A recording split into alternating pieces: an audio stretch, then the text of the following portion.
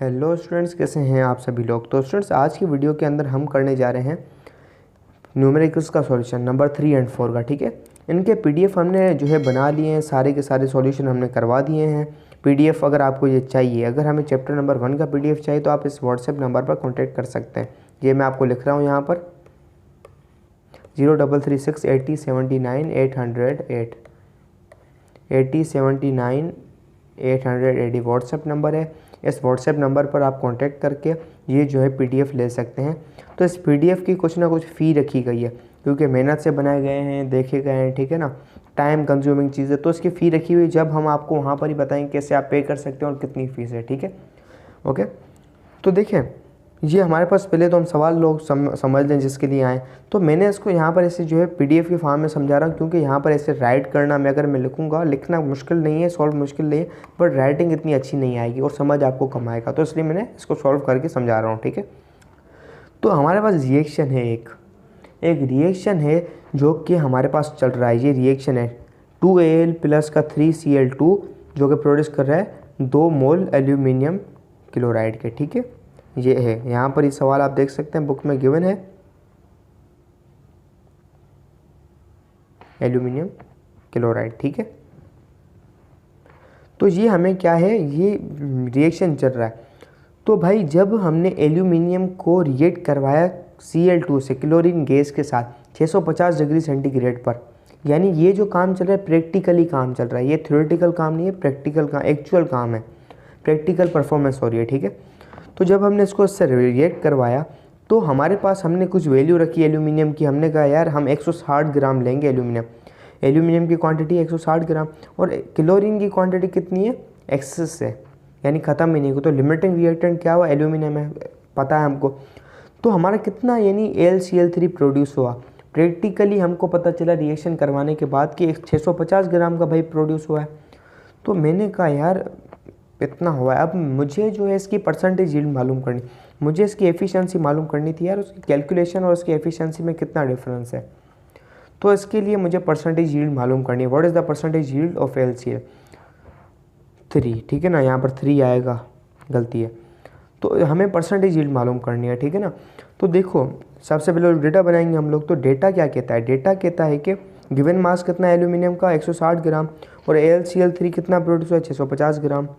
Percentage yield हमें मालूम करनी है। तो सबसे पहले तो इनकी जो मास है 160 ग्राम का, हमें मोलर मास में कन्वर्ट करना होगा। ठीक है, तो मोलर मास के लिए हमारे पास एक फार्मूला गिवन होता है जो कि है number of moles is given mass divide by molar mass. Given mass कितना है एल्यूमिनियम का 160 ग्राम, डिवाइडेड बाय कितना है मोलर मास एल्यूमिनियम का 27। मोलर मास कितना है 27। तो हमने इसको जब डिवाइड करवाया हमारे पास आंसर है 5.925 मोल। ठीक है, तो हमने मोल में इसको कन्वर्ट कर लिया। अब इसके बाद हमें क्या करना है, इसके बाद हमें ये करना है कि ये जो है हमें मास ऑफ LCl3 का मालूम करना है तरीका कैलकुलेशन के थ्रू, मतलब थ्योरेटिकल यील्ड, मतलब थ्योरेटिकली हम जो कैलकुलेशन के बेस पर इसको हमें बताना है कितना जो है हमारे पास मास आना चाहिए। ठीक है, तो हमें बैलेंस केमिकल इक्वेशन एक गिवन थी, तो इसका यूज़ करके 2Al हमें दे रहा है 2LCl3, इसका हमने यूटिलाइज़ किया। मैंने जो है पैरेंथेसिस में, यानी हमारे पास सिंपल लफ्ज़ों में कहूँ तो स्मॉल ब्रैकेट्स में बताया हुआ बैलेंस केमिकल इक्वेशन के थ्रू मैंने लिया 2 moles of Al gives 2 moles of LCl3। अगर 1 मोल एल गिव कितना देगा, 2 divide by 2 moles of LCl3, यहाँ पे 2 मल्टीप्लाई कर रहा है, वहाँ पे जाके डिवाइड करेगा। ठीक है ना, 5.925 mole of L gives aluminium का अगर मैं 5.925 मोल्स ले लूँ 5.925, तो इसको यहाँ से मल्टीप्लाई करवाया तो उसको भी वहाँ पे मल्टीप्लाई करवाऊँगा, तो वो आंसर आएगा कितना 5.925 मोल। यानी मुझे कितना, इतने अगर मेरे पास एल्यूमिनियम में 5.925 मोल, तो इतने ही मुझे LCl3 मिलेंगे। ठीक है ना, अगर एक्सेस ऑफ मेरे पास क्या है, एक्सेस ऑफ मेरे पास क्लोरीन है, तो मुझे इस जो मोलर मास को, ये मोलर मास, इस मोल्स को, नंबर ऑफ मोल्स को मुझे इसको ग्राम में कन्वर्ट करना है, ग्राम में। ठीक है ना, तो मोल्स के लिए मैंने लाइन लिखी हुई है, convert moles of LC3 into grams. कैसे करेंगे, multiplying molar mass of LCl3 कितना है इसका 133.5 को जब मैं गिवन मोल से जो कि 5.925 से मल्टीप्लाई करवाऊंगा तो हमें पता चलेगा mass of LCl3 133.5 into 5.925। Mass of LCl3 कितना होगा 790.98 ग्राम, 790.98 ग्राम। ठीक है, तो हमारा आंसर क्या है 790.98 ग्राम। तो हमारे पास एक फार्मूला था as we know percentage yield, यानी हमें एफिशिएंसी इस रिएक्शन की मालूम करनी है, इस रिएक्शन की जो एफिशिएंसी कितनी है। तो फार्मूला हमारे पास था एक गिवन कि हमें actual yield divided by theoretical yield into 100 करना था, ठीक है ना। Actual yield divided by theoretical yield into 100, 100 लिखा नहीं हुआ, गलती है यहाँ पर, ठीक है ना। तो मैं 650 हमारे पास एक्चुअल यील्ड क्या थी, ये भाई थ्योरेटिकल काम चल रहा है तो 650 ही हमारे पास एक्चुअल यील्ड है। क्यों? क्योंकि हमने प्रैक्टिकली इसको परफॉर्म किया है, ठीक है। तो जब मैंने 650 को डिवाइड करवाया, थोड़ा डार्क कलर ले लूँ मैं, 650 को जब मैंने डिवाइड करवाया किससे, हमारे पास क्या गिवन था 790, जो आंसर आया हमारे पास कैलकुलेशन से 790.98, और मुझे इससे इसको 100 से मल्टीप्लाई करवाना है। तो मेरे पास आंसर क्या आएगा 82.176%। तो हमारी पास एफिशिएंसी कितनी है या परसेंटेज यील्ड कितनी है 82.176, ठीक है ना। तो ये हमने ऐसे सॉल्व किया सवाल। आई थिंक आप लोगों को समझ आ गया होगा। तो स्टूडेंट्स अब आ जाते हैं हमारा सवाल नंबर 4, ठीक है ना। तो ये सवाल नंबर 4 कहता है अगर हमारे पास ये गैस का यानी थ्योरेटिकल चीज़ ली गई है, कोई भी एक गैस है, उसका 1.6 ग्राम है उसके, यानी उस 1.6 ग्राम का जो वॉल्यूम जो है गैस का वो कंज्यूम करा है STPP पर, ठीक है ना। वो कितना वॉल्यूम घेरी है 1.12 DM³, ठीक है ना। तो हमें इसका मोलर मास मालूम करना है यार, सब्सटेंस का मोलर मास कितना होगा, ठीक है ना।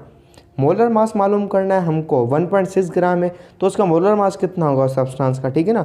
तो सबसे पहले हमें यानी ये मालूम करना होगा उस गैस के कितने मोल्स हैं, क्योंकि प्रेशर जो है 1 मोल का 22 जो वॉल्यूम 22.4 DM³ ही रहता है। कोई भी गैस हो उसका 1 मोल जो होता है ना, तो उसका क्या वॉल्यूम होता है 22.4 DM³ STP पर, ठीक है ना। तो मोल तो यानी हमारे कांस्टेंट ही रहेंगे, इससे जो है डेसी जो है हमारे पास वॉल्यूम पर वो मोल्स कांस्टेंट रहेंगे।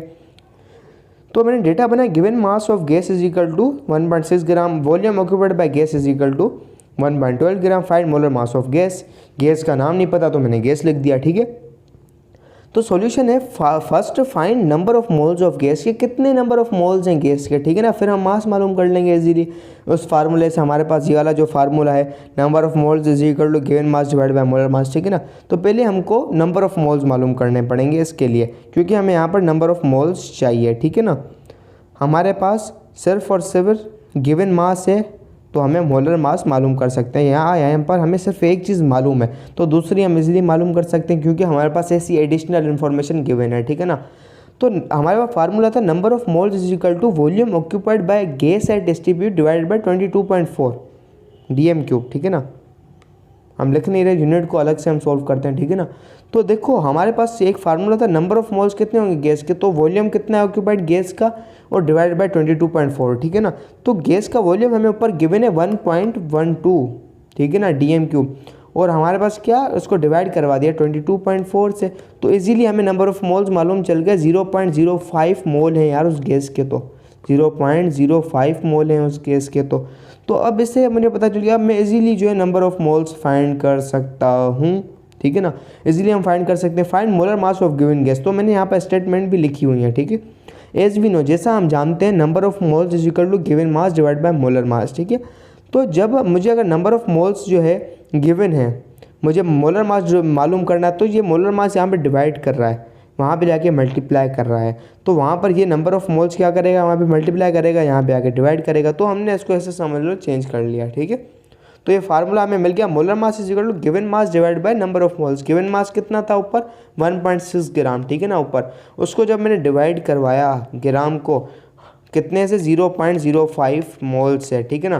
तो मेरे पास क्या है आंसर 32 ग्राम पर मोल, 32 ग्राम पर मोल, यानी उसका जो वो जो गैस है उसका क्या मोलर मास है, उस गैस का क्या कितना मोलर मास है 32 ग्राम पर मोल।